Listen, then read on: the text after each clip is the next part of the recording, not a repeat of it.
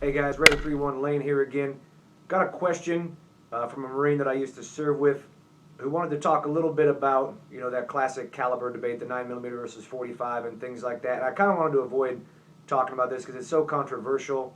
And not that controversy is necessarily bad, but usually people's arguments revolve around stupid, asinine things and not a lot of common sense. So I figured I would go ahead and answer him, help him out, but use this to kind of tie everything together from the stopping power video I did. So with the stopping power video, I said that every weapon in history is a compromise, and that needs to be restated because that's absolutely true.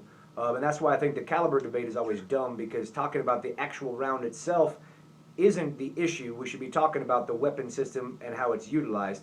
And so we need to think about what weapons actually do. If you go back all the way, back into medieval times, ancient times, things like that, people had multitudes of weapons. You had spears, which were extremely good at long range and very simple to make and more easily manufactured than, say, swords. Swords were extremely expensive to make. Buying a sword back then was the equivalent of buying the Daniel Defense decked out M4 and all the aim points and everything on top of it. It cost a lot of money.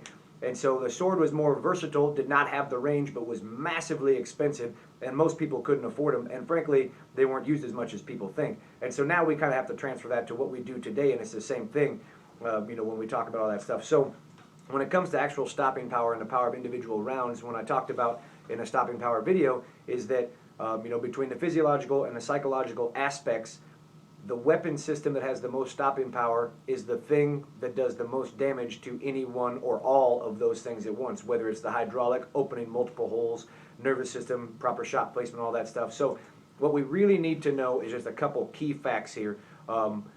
One, bigger, heavier bullets cause bigger wounds. That is a fact.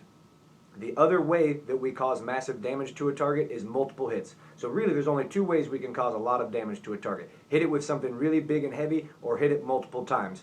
And so that goes for the 9mm versus 45. Same thing for the 5.56 versus 7.62. Or if you had the 7.62 by 39, 6.5 Grendel, 6.8, the 40 Smith & Wesson, the 10mm, all that crap in there, it all boils down to the same thing. A 45 round for round will do more damage to the target. It's bigger and it's heavier, but that said, you can carry less rounds in a pistol. If you have a pistol that carries the same amount of rounds, it's a lot fatter. It may be hard to hold.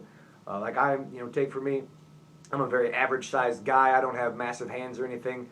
So for me, manipulating, let's say, a Glock 21 is not very comfortable. I can do it, but I wouldn't carry one of those, if I had other options. But take a Glock 19 or a 17, for example, very comfortable, very easy to use. And the same thing goes for the XDs. The XD with the 45 is a little bit easier to manipulate than, say, the big old fat Glock. But it's all about what you want. So that debate needs to center on multiple things. If you're carrying a 45 that is a high cap, it's going to be fatter and heavier, and recoil management is going to be more difficult shot to shot. But the big old fat 45 does a lot of damage on target. We know that. The 9mm is going to be lighter, easier to manipulate, and round to round is going to be easier to get those shots off accurately. So your potential to get multiple hits on target and do damage that way is increased with a 9mm or a 5.56.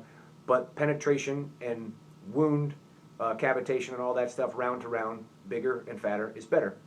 So that's the basics of it. That's all we really need to know when it comes to both of those debates. If we're talking about the 7.62 NATO, it has more range, more penetration. Round to round, it does much more damage than the 5.56, but it has more recoil and weighs a lot more. The 5.56 is extremely manageable, and you can get off a lot of rounds very accurately in close quarters compared to it, and the 9mm is the same way. So, recap, not the caliber itself that matters, it's the weapon system that matters. What do you want? Neither one is right or wrong, you just need to know the capabilities of your individual weapon and train for that.